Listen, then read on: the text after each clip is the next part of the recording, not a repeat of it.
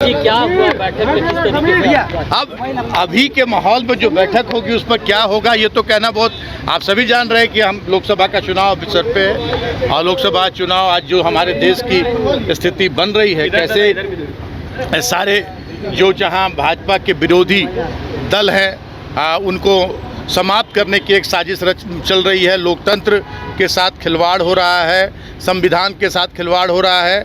तो आज ज़रूरत है हमारे इस राज्य से 14 की 14 सीटें जीतकर हम इंडिया गठबंधन को हम मजबूत करें, ताकि वैसी ताकतों को हम सत्ता से हटा सके कि जो हमारे इतने पुराने, जो हमारा दुनिया का सबसे मजबूत लोकतंत्र है, सर्वश्रेष्ठ संविधान है, इसको हम बचा सकें।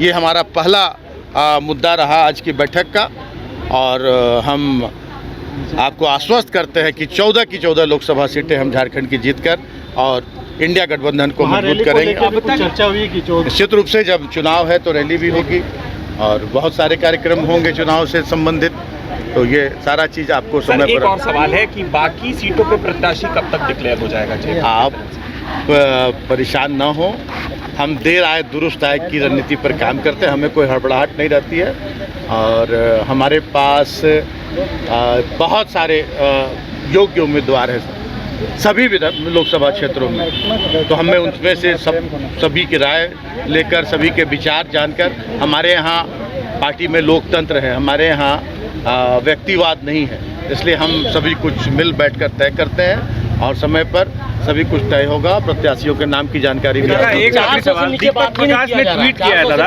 और कह रहे हैं कि जो पूर्व सलाहकार हैं अभिषेक प्रसाद पिंटू, उनको कह रहे हैं कि वो सरकारी गवाह बन जाए। देखिए, वो न्यायालय के जो मामले विचाराधीन है उस पर भी ये लोग टीका टिप्पणी करते रहते हैं, वैसी बातों को हम किसी तरह की कोई तरजीह नहीं देते हैं। ये कहेंगे तो एक तरह से न्यायालय की अवमानना होगी। जो मामला सब जुडिस है उसको मामले को न्यायालय में ही रहने दीजिए और न्यायालय पर हमें पूरा भरोसा है और देखेंगे कि समय पर हमें न्याय मिलेगा। 400 से नीचे बात ही नहीं कर रहा है मिथिलेश जी।